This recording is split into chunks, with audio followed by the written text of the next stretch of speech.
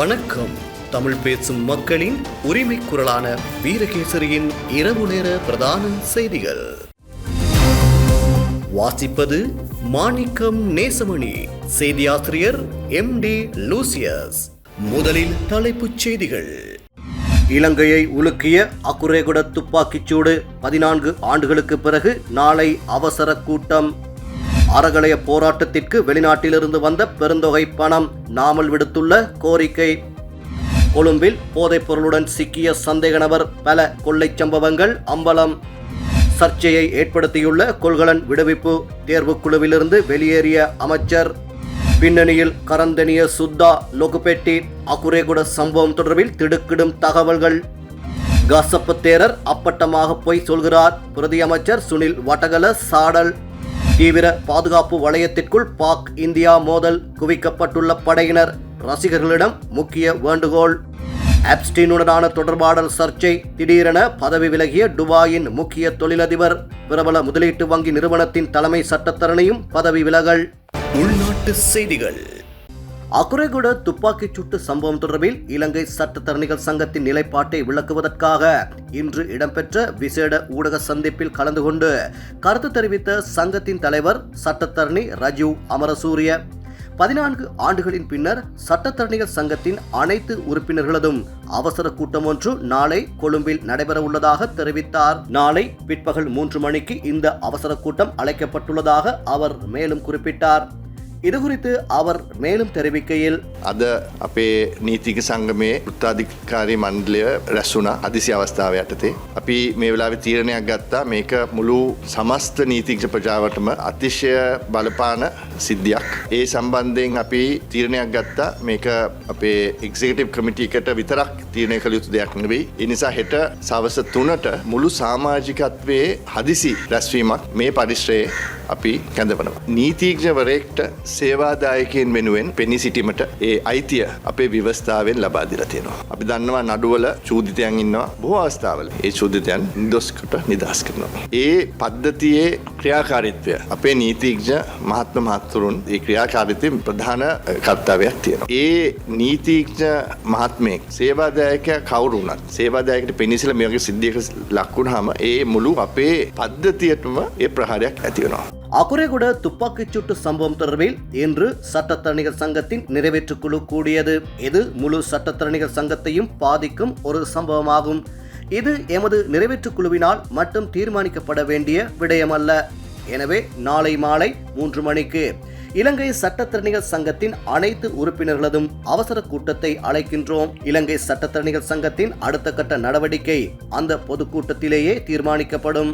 நாங்கள் 2012ஆம் ஆண்டிற்கு பின்னரே இவ்வாறானதொரு கூட்டத்தை கூட்டுகின்றோம். இறுதியாக முன்னாள் பிரதம நீதியரசர் சிராணி பண்டாரநாயக்கவின் அந்த தண்டனை பிரேரணை பிரச்சினையின் போது இவ்வாறு கூட்டம் கூடப்பட்டது. அதன் பின்னர் 14 வருடங்கள் கழித்தே நாம் இந்த கூட்டத்தை அழைக்கின்றோம் என அவர் தெரிவித்தார்.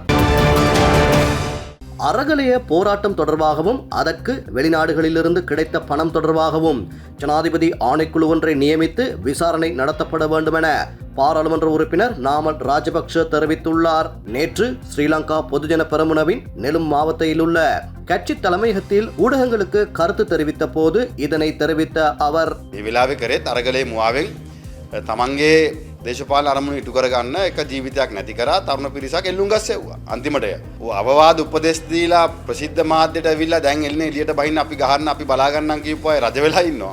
අර අහිංසක දරුවෝ එල්ලුම් ගස් ගිහිල්ලා ඉන්නවා. ඉතින් මේක තමයි යථාර්ථය. ඉතින් මේ අය කොච්චර හිතමනාපෙන් කෑ ගැව්වත් මේ යථාර්ථය තමයි අද ඉෂ්ට වෙලා තියෙන්නේ. போராட்டத்தின் போர்வையில் தமது அரசியல் நோக்கங்களை நிறைவேற்றிக் கொள்ள ஒரு உயிரை பழிவாங்கினார்கள். இளைஞர் கூட்டம் ஒன்றை தூக்கு மேடைக்கு அனுப்பியுள்ளார்கள். ஆலோசனைகளை வழங்கிவிட்டு பகிரங்கமாக ஊடகங்களுக்கு வந்து இப்போது வெளியே வாருங்கள், வீதிக்கு இறங்கி தாக்குங்கள், நாங்கள் பார்த்துக் கொள்கின்றோம் என்று கூறியவர்கள் இன்று அரசாள்கிறார்கள். அந்த இளைஞர்கள் தூக்கு மேடைக்கு சென்றுள்ளார்கள் என தெரிவித்தார். வம்பலப்பிட்டி போலீஸ் நிலைய உத்தியோகத்தர்கள் குழுவினால் கடந்த 8ஆம் தேதி ஐஸ் போதைப் பொருளை வைத்திருந்த சந்தேக நபர் ஒருவர் கைது செய்யப்பட்டு நீதிமன்றத்தில் ஆஜர்படுத்தப்பட்ட நிலையில் மேலதிக விசாரணைகளுக்காக தடுப்பு காவல் உத்தரவு பெறப்பட்டது. சந்தேக நபர் தொடர்பில் முன்னெடுக்கப்பட்ட மேலதிக விசாரணைகளில் வம்பலப்பிட்டி, நாராயண்பிட்டி, பெஹலியகுட, தெமட்டகுடை, தலங்கம, கொத்தட்டுவ, மர்தானை, கருவாத்தோட்டம், பொரலை மற்றும் வெலிக்கடை ஆகிய போலீஸ் பிரிவுகளில் 8 மோட்டார் சைக்கிள் கொள்ளைகள் மற்றும் லேப்டாப், கையடக்க தொலைபேசிகள் உள்ளிட்ட பல சொத்து கொள்ளைகளை இவர் மேற்கொண்டுள்ளமை தெரிய வந்துள்ளது. குறித்த சந்தேக நபர் பத்திரமுள்ள பிரதேசத்தைச் சேர்ந்த 32 வயதுடையவர் என குறிப்பிடப்பட்டுள்ளது. இவரால் திருடப்பட்ட சில மோட்டார் சைக்கிள்கள் மற்றும் மடிகணனி உள்ளிட்ட சொத்துக்களை விசாரணை அதிகாரிகள் மீட்டுள்ளதாக போலீசார் தெரிவித்தனர். சந்தேக நபர் இன்று புதுக்கடை நீதவான் நீதிமன்றில் ஆஜர்படுத்தப்பட உள்ளார். கொழும்பு துறைமுகத்தில் பரிசோதனையின்றி விடுவிக்கப்பட்ட 323 கொள்கலன்கள் தொடர்பில் விசாரணைகள் நடத்துவதற்காக நியமிக்கப்பட்ட பாராளுமன்ற தேர்வுக்குழுவிலிருந்து துறைமுகங்கள் மற்றும் சிவில் விமான போக்குவரத்து அமைச்சர் அனுர கருணாதிலக்க விலகியுள்ளார் என தெரிவிக்கப்படுகிறது. குழுவின் தலைவர், நீதி மற்றும் தேசிய ஒருங்கிணைப்பு அமைச்சர் அர்ஷன நாணயக்கார சாட்சியங்களை விசாரணை நடத்துவதற்கு முன்னர் தேர்வுக்குழுவின் ஏனைய உறுப்பினர்களுக்கு இது தொடர்பில் அறிவித்துள்ளதோடு வேறு ஒருவர் நியமிக்கப்படுவார் எனவும் குறிப்பிட்டுள்ளார். துறைமுக அமைச்சு பதவியை வகிப்பதால் விசாரணைகளின் உண்மைத்தன்மைக்கு பாதகம் விளைவிக்கும் என்பதால் தான் பதவி விலகுவதாக தெரிவித்துள்ளார். இதே நேரம் கொழும்பு துறைமுகத்திலிருந்து 323 கொள்கலன்களை கட்டாய பௌதீக பரிசோதனைகளுக்கு உட்படுத்தாமல் விடுவித்தமை தொடர்பில் ஆராய்ந்து அறிக்கையிடுவதற்காகவும் அது குறித்து அதன் முன்மொழிவுகளையும் விதப்புரைகளையும் சமர்ப்பிப்பதற்காகவுமான பாராளுமன்ற விசேட குழு அதன் தலைவர், நீதி மற்றும் தேசிய ஒருமைப்பாட்டு அமைச்சர் சட்டத்தரணி அர்ஷன நாணயக்கார அவர்களின் தலைமையில் அண்மையில் 3வது தடவையாக பாராளுமன்றத்தில் நேற்று கூடியது. இலங்கை சுங்கத் திணைக்களத்தின் பணிப்பாளர் நாயகம் சீவலி அருக்கொட உள்ளிட்ட சுங்கத் திணைக்களத்தின் அதிகாரிகள் குழுவிற்கு அழைக்கப்பட்டு குறித்த விடயம் தொடர்பில் ஆதாரங்கள் பெறப்பட்டன. துறைமுகங்கள் மற்றும் சிவில் விமான சேவைகள் அமைச்சர் அனுர கருணாதிலக்க குறித்த குழுவின் உறுப்பினர் பதவியிலிருந்து விலகுவதாக அறிவித்துள்ளார் என்றும் இதற்கு பதிலாக பிறிதொரு உறுப்பினர் எதிர்காலத்தில் நியமிக்கப்படுவார் என்றும் கலந்துரையாடல் ஆரம்பிக்கப்பட முன்னர் குழுவின் தலைவர் இங்கு அறிவித்தார். தலங்கம அகுரேகுட பகுதியில் அமைந்துள்ள பல்பொருள் அங்காடியொன்றில் முன்னாள் சட்டத்தரணி ஒருவரும் அவரது மனைவியும் நேற்று பிற்பகல் சுட்டுக் கொல்லப்பட்டுள்ளனர். குறித்த சட்டத்தரணி கரந்தனிய சுத்தா என்ற குற்றவாளியின் நீதிமன்ற வழக்குகளில் முன்னிலையானவர் என போலீசார் தெரிவித்தனர். அத்துடன் தனது கட்சிக்காரரின் தகவல்களை லொகுபெட்டி என்ற குற்றவாளி தலைமையிலான குழுவிற்கு வழங்கிய காரணத்தினால் கரந்தனிய சுத்தாவினால் இந்த துப்பாக்கிச்சூடு வழிநடத்தப்பட்டிருக்கலாம் என பாதுகாப்பு பிரிவினர் சந்தேகிக்கின்றனர். அகுரேகுட பகுதியில் உள்ள பல்பொருள் அங்காடிக்கு முன்னால் நிறுத்தி வைக்கப்பட்டிருந்த ஜீப் வண்டியில் இந்த தம்பதியினரை இலக்கு வைத்து நேற்று மாலை 5 மணியளவில் இந்த துப்பாக்கிச்சூடு நடத்தப்பட்டுள்ளது. கார் ஒன்றில் வந்த குழுவினர் T56 ரக துப்பாக்கியை பயன்படுத்தி சுமார் 10 தடவைகள் சுட்டுவிட்டு தப்பியோடியுள்ளதாக போலீசார் கூறுகின்றனர். இதில் வாகனத்தில் இருந்த தம்பதியினர் சம்பவ இடத்திலேயே உயிரிழந்துள்ளனர். இவ்வாறு கொல்லப்பட்டவர்கள் பிட்டிகல பகுதியைச் சேர்ந்த மல்லவாராய்ச்சி எனும் சட்டத்தரணியும் அவரது மனைவியும் ஆவார். இச்சம்பவம் குறித்து விசாரணைகளை மேற்கொள்வதற்காக குற்றப்புலனாய்வு திணைக்களம் மற்றும் விசேட அதிரடிப்படை அதிகாரிகள் உள்ளடங்கலாக 10 போலீஸ் குழுக்கள் ஈடுபட்டுள்ளன. இந்த துப்பாக்கிச் சூட்டுடன் இந்த ஆண்டின் இதுவரையான காலப்பகுதிக்குள் இடம்பெற்ற 7 துப்பாக்கிச் சூட்டு சம்பவங்களில் 7 பேர் உயிரிழந்துள்ளதுடன் 4 காயமடைந்துள்ளதாக போலீசார் மேலும் தெரிவித்தனர். இந்த துயரகரமான சம்பவத்தை இலங்கை சட்டத்தரணிகள் சங்கம் வன்மையாக கண்டிப்பதாக அறிக்கை ஒன்றின் மூலம் தெரிவித்துள்ளது. இவ்வாறான தாக்குதல்கள் சட்டத்தின் ஆட்சிக்கு விடுக்கப்பட்டுள்ள பாரிய அச்சுறுத்தல் என அச்சங்கம் சுட்டிக்காட்டியுள்ளது. இச்சம்பவம் குறித்து ஆழமான மற்றும் துரிதமான விசாரணைகளை முன்னெடுத்து குற்றவாளிகளை கைது செய்து சட்டத்தின் முன் நிறுத்துமாறு போலீசாரிடம் சங்கம் கோரிக்கை விடுத்துள்ளது. எதிர்காலத்தில் இவ்வாறான சம்பவங்கள் இடம்பெறுவதை தடுப்பதற்கு சட்டத்தை நடைமுறைப்படுத்தும் அதிகாரிகள் உறுதியான நடவடிக்கைகளை எடுக்க வேண்டும் என்றும் சட்டத்தரணிகள் சங்கம் மேலும் வலியுறுத்தியுள்ளது. திருகோணமலை புத்தர் சிலை விவகாரத்துடன் கைது செய்யப்பட்ட கசப்ப தேரருடன் நான் ஒருபோதும் பேசியதில்லை. பொய்யான விடயங்களையே சமூகமயப்படுத்துகின்றார். இவரது உள்நோக்கம் ஒருபோதும் வெற்றி பெறாது என பொதுமக்கள் பாதுகாப்பு மற்றும் பாராளுமன்ற விவகாரங்கள் பிரதி அமைச்சர் சுனில் வட்டகல தெரிவித்தார். கொழும்பில் நேற்று நடைபெற்ற நிகழ்வில் கலந்து கொண்டதன் பின்னர் ஊடகங்கள் எழுப்பிய கேள்விக்கு பதிலளிக்கையில் இதனை தெரிவித்த அவர், මේක අමූලික බොරුවක් බව ගෞරවනීය ස්වාමීන් වහන්සේ කස්සප හාමුදුරුවෝ හොඳටම දන්නවා. උන්වහන්සේගේ හෘද සාක්ෂිය ඇතුලේ ඒ වගේම මගේ හෘද සාක්ෂියක් දන්නවා. මං කවදාකවත් උන්වහන්සේ හම්බෙලත් නැහැ. උන්වහන්සේ මුණ ගැහිලත් නැහැ. සම්බන්ධීකාරකෙක් මගෙන් කතා කරලත් නැති වගේ. ඒක නිසා මෙය සම්පූර්ණයෙන් අමූලික අසත්‍යයක් බව මම මේ අවස්ථාවේ ප්‍රකාශ කරනවා. මම දන්නේ උන්වහන්සේ මෙවැනි அசத்து பிரகாஷ கல்ல பலாபுரத்து வேண்டி மனோது கேனீங்க. திருகோணமலை புத்தர் சிலை விவகாரத்தில் கைது செய்யப்பட்ட கசப்ப தேரரை நான் கடித தலைப்புடன் ஜனாதிபதி செயலகத்துக்கு வருகை தருமாறு குறிப்பிட்டதாக அவர் குறிப்பிடுகின்றார். இது முற்றிலும் தவறானது. கசப்ப தேரரை நான் சந்தித்ததும் இல்லை, அவருடன் தொலைபேசியில் பேசியதும் இல்லை. இவர் ஏன் இவ்வாறு பொய்களை சொல்லித் திரிகிறார் என்று தெரியவில்லை. பொய்களை குறிப்பிட்டு தவறான விடயங்களே சமூகமயப்படுத்த முயல்கின்றார். இவரது உள்நோக்கம் ஒருபோதும் வெற்றி பெறாது. சட்டவிரோதமான செயற்பாடுகளுக்கு எதிராக சட்டத்தின் ஊடாக நடவடிக்கை எடுக்கப்படும் போது இதுவரை காலமும் அந்த சட்டவிரோத செயற்பாடுகளில் ஈடுபட்டவர்கள் போராட்டங்களில் ஈடுபடுகின்றார்கள். எதிர்க்கட்சி தலைவர் தவறென்று தெரிந்தும் சட்டவிரோதமான செயற்பாடுகளுக்கு துணை செல்கின்றார். அவரது அரசியல் கொள்கை எவ்வாறானது என்பது கேள்விக்குள்ளாக்கப்பட்டுள்ளது என்றார். பலத்த எதிர்பார்ப்புகளுக்கு மத்தியில் 2020 உலகக்கிண்ண கிரிக்கெட் சுற்றுத் தொடரில் இந்தியா மற்றும் பாகிஸ்தான் அணிகளுக்கு இடையிலான போட்டி நாளை கொழும்பில் நடைபெற உள்ளது. இதனை முன்னிட்டு விசேட பாதுகாப்பு திட்டம் நடைமுறைப்படுத்தப்பட்டுள்ளதாக அமைச்சரவை பேச்சாளர் அமைச்சர் நலிந்த ஜெயதிச தெரிவித்துள்ளார். அரசாங்க தகவல் திணைக்களத்தில் நேற்று நடைபெற்ற அமைச்சரவை தீர்மானங்களை அறிவிக்கும் ஊடக சந்திப்பில் இதனை தெரிவித்த அவர், இந்த போட்டியில் பங்கேற்பதில்லை என பாகிஸ்தான் அரசு முன்னர் தீர்மானம் எடுத்திருந்தது. எனினும் இலங்கை அரசின் தலையீட்டினால் தீர்மானத்தை மாற்றிக்கொண்டு போட்டியில் விளையாட இணங்கியமைக்கு அனுர அரசாங்கம் பாராட்டுவதாக அவர் குறிப்பிட்டுள்ளார். பிராந்திய நாடுகளுக்கிடையிலான ஒத்துழைப்பை மேம்படுத்துவதில் கிரிக்கெட் விளையாட்டை ஒரு பாலமாக பயன்படுத்த முடியும்.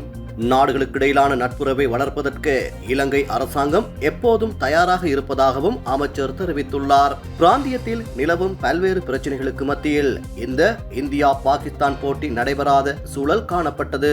இதற்காக இலங்கை அரசாங்கம் கடந்த சில நாட்களாக பல்வேறு மட்டங்களில் தலையீடுகளை மேற்கொண்டது. அதன் இறுதி முடிவாக தற்போது இப்போட்டியை நடத்தும் வாய்ப்பு கிடைத்துள்ளது.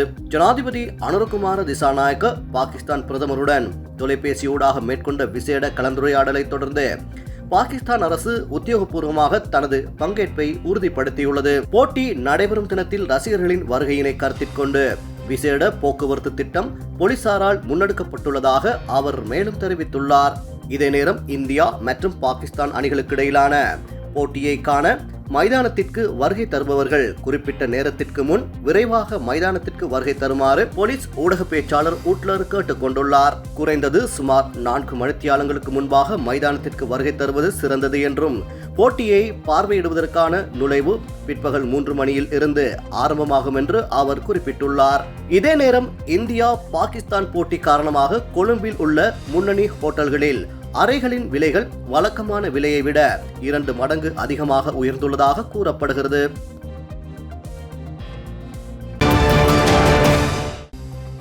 மத்திய மற்றும் ஊவா மாகாணங்களிலும் அம்பாறை, மட்டக்களப்பு மற்றும் அம்பாந்தோட்டை மாவட்டங்களிலும் அவ்வப்போது மழை பெய்யக்கூடும் என வளிமண்டலவியல் திணைக்களம் எதிர்வு கூறியுள்ளது. ஊவா மற்றும் மத்திய மாகாணங்களிலும் அம்பாறை மற்றும் மட்டக்களப்பு மாவட்டங்களிலும் சில இடங்களில் சுமார் 50 மில்லிமீட்டர் அளவிலான ஓரளவு பலத்த மழை பெய்யக்கூடும் என அத்திணைக்களம் வெளியிட்டுள்ள வானிலை முன்னறிவிப்பில் தெரிவிக்கப்பட்டுள்ளது. வடக்கு மற்றும் வடமத்திய மாகாணங்களிலும் திருகோணமலை மாவட்டத்திலும் பல தடவைகள் மழை பெய்யக்கூடும். நாட்டின் ஏனைய பகுதிகளில் பிற்பகல் 1 மணிக்கு பின்னர் ஆங்காங்கே மழை அல்லது இடியுடன் கூடிய மழை பெய்யக்கூடும். மேல் மற்றும் சப்ரகமுவ மாகாணங்களிலும் காலி மற்றும் மாத்தறை ஆகிய மாவட்டங்களிலும் சில இடங்களில் சுமார் 75 மில்லிமீட்டர் அளவிலான ஓரளவு பலத்த மழை பெய்யக்கூடும். மேல் சப்ரகமுவ மற்றும் மத்திய மாகாணங்களிலும் காலி மற்றும் மாத்தறை ஆகிய மாவட்டங்களிலும் சில இடங்களில் காலை வேளையில் பனிமூட்டமான நிலை காணப்படலாம். இடியுடன் கூடிய மழை பெய்யும் வேளைகளில் அவ்விடங்களில் தற்காலிகமாக பலத்த காற்றும் வீசக்கூடுவதுடன் மின்னல் தாக்கங்களினால் ஏற்படக்கூடிய பாதிப்புகளை குறைத்துக் கொள்ள தேவையான முன்னெச்சரிக்கை நடவடிக்கைகளை எடுத்துக் கொள்ளுமாறு வளிமண்டலவியல் திணைக்களம் பொதுமக்களை அறிவுறுத்தியுள்ளது. வெளிநாட்டு செய்திகள். துபாயில் உள்ள உலகளாவிய துறைமுக சேவை நிறுவனம் ஒன்றின் தலைவர் மற்றும் தலைமை நிர்வாக அதிகாரியாக இருந்த சுல்தான் அகமது பின் சுலேம் பதவி விலகியுள்ளார். அமெரிக்காவில் குற்றவாளியாக அறிவிக்கப்பட்ட பாலியல் குற்றவாளி ஜெஃப்ரி எஸ்டீபனுடனான தொடர்புகள் குறித்து வெளிவந்த ஆவணங்களுக்கு பிறகு தொடர்ந்து அழுத்தங்களால் அவர் இந்த திடீர் தீர்மானத்தை எடுத்துள்ளதாக தெரிவிக்கப்படுகிறது.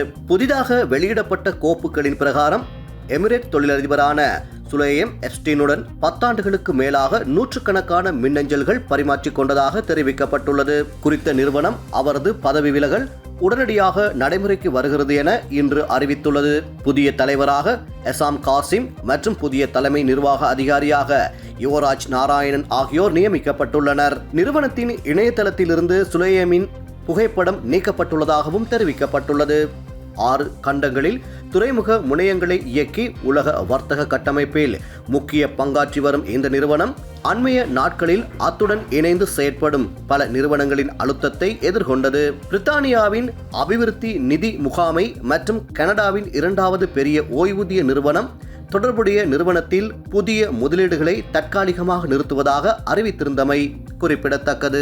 இதே நேரம் பிரபல முதலீட்டு வங்கியான கோல்ட்மேன் சாக்ஸ் நிறுவனத்தின் உயர்மட்ட சட்டத்தரணியான கேத்தி ரூம்லர் பாலியல் குற்றவாளியான மறைந்த தொழிலதிபர் ஜெஃப்ரி எப்ஸ்டீனுடனான தொடர்புகள் வெளிச்சத்துக்கு வந்ததை அடுத்து தனது பதவியிலிருந்து விலகுவதாக அறிவித்துள்ளார். அமெரிக்க நீதித்துறை சமீபத்தில் வெளியிட்ட விசாரணை கோப்புகளில் ரூம்லர் எப்ஸ்டீனிடமிருந்து பரிசுகளை பெற்றதும் அவருக்கு நற்பெயர் மேலாண்மை குறித்து ஆலோசனைகளை வழங்கியதும் தெரிய வந்துள்ளது. மேலும் எப்ஸ்டீனை அவர் தனது சொந்த சகோதரர் போல கருதுவதாக குறிப்பிட்டிருந்ததும் சர்ச்சையை ஏற்படுத்தியது.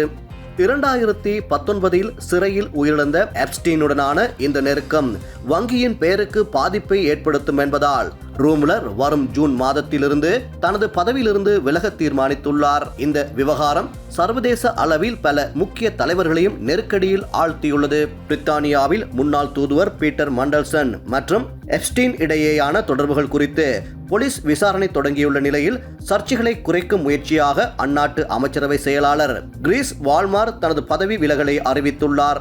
அதேபோல் நோர்வேயிலும் முன்னாள் பிரதமர் தோர்ப் ஜோன் ஜாக்லாண்ட் எப்ஸ்டீனுடன் கொண்டிருந்த தொடர்புகள் தொடர்பாக அந்நாட்டு போலீஸ் அவரது சொத்துக்களில் அதிரடி சோதனை நடத்தியுள்ளது. செல்வாக்கு மிக்க பல முக்கிய பிரமுகர்கள் எப்ஸ்டீன் வழக்கில் தொடர்ந்து சட்ட சிக்கலையும் பதவி இழப்புகளையும் சந்தித்து வருவது உலக அரங்கில் பெரும் பரபரப்பை ஏற்படுத்தியுள்ளது. இன்றைய நாணய மாற்று விகிதம்